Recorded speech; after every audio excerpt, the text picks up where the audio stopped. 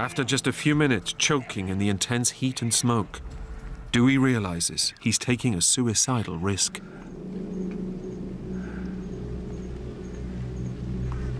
Unknown to Dewey, search and rescue helicopters are out looking for him.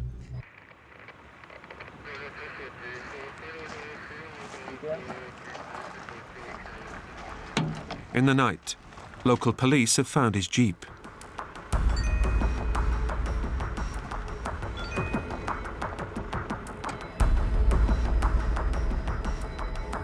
But after 3 days, scouring 300,000 acres of volcanic fields, they're starting to think he hasn't survived.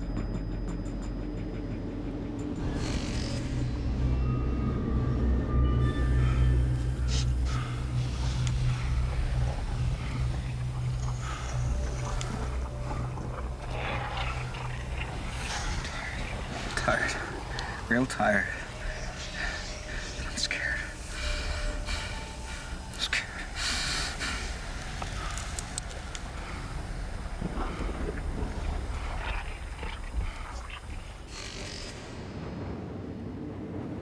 By morning, Dewey's hit rock bottom, and the infection in his foot is spreading.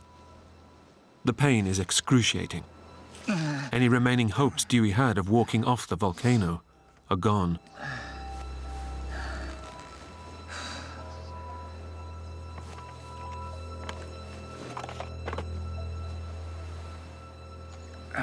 My foot is pretty badly blistered, and I'm pussing.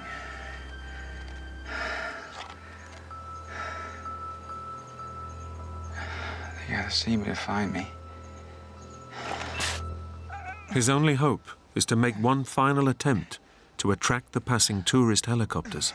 Well, I thought if I could build a large fire with a lot of smoke, might actually attract rescuers.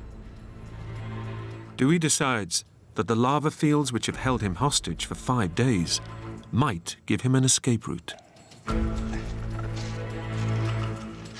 If he can use the red-hot lava to ignite a branch, he can start a fire and make a beacon. But to do it, Dewey must brave the volcano's toxic gases. Even brief exposure to concentrated carbon dioxide could kill him.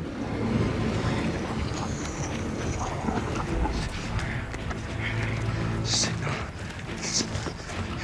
Rescue me. I crawled down into one of these volcanic vents and tried to stick a long branch down into where it seemed like it was a hot area.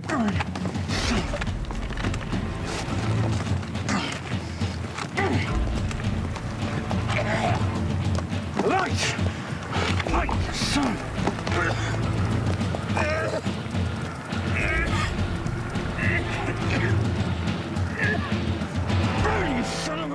After just a few minutes choking in the intense heat and smoke, Dewey realizes he's taking a suicidal risk.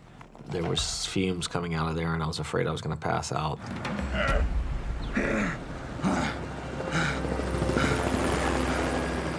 It's a bitter blow. Tourist helicopters continue to fly by, and Dewey still has no way of attracting their attention.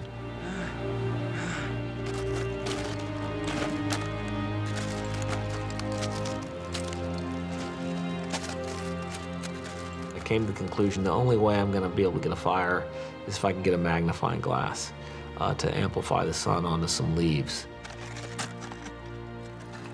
The only place I could think to get a magnifying glass was the lens inside of my video camera. The camera was always my companion, someone to talk to, my connection to the outside in a way.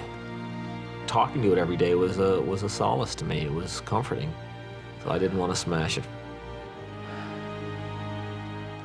Before destroying the only companion he's had, Dewey decides to record one final message to his daughters. I was thinking, you know, this could be the last time my kids hear my voice.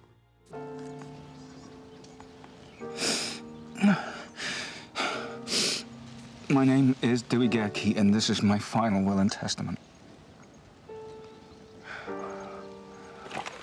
I'm realizing how much pain I'm putting my family through, and I just want to say, guys, I'm sorry I was stupid and reckless.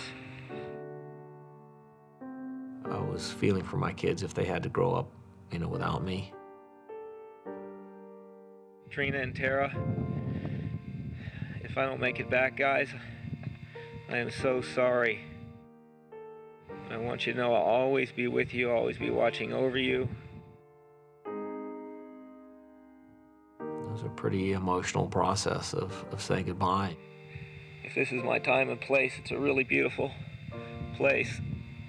But I'm going to do my best to get back to you guys. I'm not quitting. I really love you guys. Bye.